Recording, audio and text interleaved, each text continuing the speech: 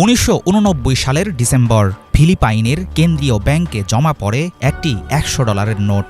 Bank কর্মচারীর সন্দেহ হলে ডলারটি পাঠানো হয় আমেরিকায়। আধুনিক ল্যাবে ফাইবার অ্যানালিসিস, আল্ট্রাভায়োলেট রে সহ নানা পদ্ধতিতে নোটটি পরীক্ষা করে মার্কিন যুক্তরাষ্ট্রের সিক্রেট সার্ভিস। শক্তিশালী ম্যাগনিফাইং গ্লাস নিয়ে ইঞ্চি বাই ইঞ্চি পর্যবেক্ষণের পর তারা খুঁজে পান সূক্ষ্ম দুটি পার্থক্য। বুঝতে পারেন নকল হলেও এটি কোনো সাধারণ নকল না, বরং আধুনিক জালিয়াতির ইতিহাসে সবচেয়ে নিখুঁত ধোঁকা। তখনই তৎপর হয়ে ওঠে মার্কিন গোয়েন্দারা। প্রশ্ন ওঠে, কারা তৈরি করছে এমন নিখুঁত জাল নোট? আমেরিকান অর্থনীতি ধ্বংসের এমন খেলায় নাটের গুরু কে? সাধারণ চোখে বোঝার উপায় নেই এমন জাল নোট সুপার নোট নামে পরিচিত। এই ধরনের জাল টাকা ছাপাতে ব্যবহার হয়েছিল উন্নত প্রযুক্তির ইন্টালিও নামের বিশেষ প্রিন্টার। সাধারণত কোনো দেশের সরকার ও রাষ্ট্রীয় সংস্থাগুলোর কাছেই থাকে এই ধরনের প্রিন্টিং মেশিন। সেই সূত্র ধরে মার্কিন গোয়েন্দারা বুঝতে পারে যুক্তরাষ্ট্রের শত্রু এমন কোনো রাষ্ট্রে সরকারি মদদে চালানো হচ্ছে নকল ডলার তৈরির অপারেশন। প্রথমে সন্দেহ করা হয় ইরানকে, কারণ মার্কিনীদের জাতশত্রু তেহরানের কাছে তখন ছিল ইন্টালিও প্রিন্টার।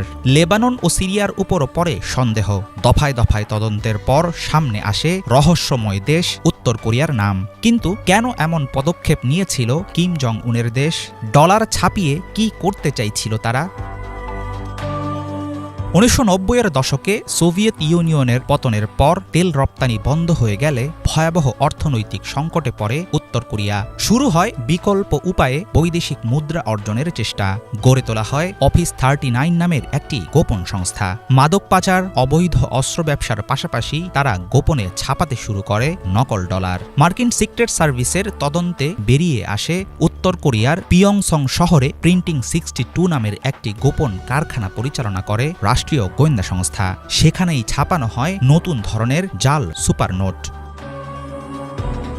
বিশ্বের বিভিন্ন দেশে সেই সময়ে উত্তর কোরীয় কূটনীতিকদের কাছ থেকে উদ্ধার করা হয় নিখুঁত সব নকল ডলার। হংকং, রাশিয়া ও কম্বোডিয়ায় ধরা পড়া ক্রিমিনালদের কাছ থেকেও পাওয়া যায় সুপার নোট। নকল ডলারের ছড়াছড়ি দেখে চিন্তায় পড়ে যায় যুক্তরাষ্ট্র। জালিয়াতি ঠেকাতে মাঠে নামে মার্কিন সরকার।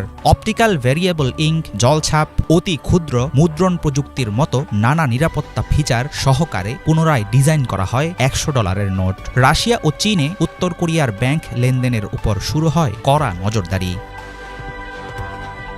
বিশ্বের সবচেয়ে ভয়ঙ্কর ডলার জালিয়াতি ধরা পড়লেও হাল ছাড়েনি উত্তর কোরিয়া। 2013 সালের পর কমে যায় সুপার নোটের হার। সাইবার ক্রাইমের দিকে ঝুঁকে পড়ে কিম জং উনের দেশ। 2016 সালে বাংলাদেশ ব্যাংকের $81 মিলিয়ন রিজার্ভ চুরি এবং 2022 সালে ক্রিপ্টোকারেন্সি গেম থেকে $620 মিলিয়ন লুট। এমন সব অপরাধে পাওয়া যায় নর্থ কোরিয়ার জড়িত থাকার প্রমাণ। পরবর্তীতে উত্তর কোরিয়া ছাড়াও বিশ্বের বিভিন্ন দেশ থেকে পাওয়া গেছে সুপার নোট প্রিন্টিংয়ের খবর। তাই বিদেশ ভ্রমণ কিংবা কোনো কারণে ডলার কিনতে গিয়ে সতর্ক না হলেই পড়তে পারেন বিপদে।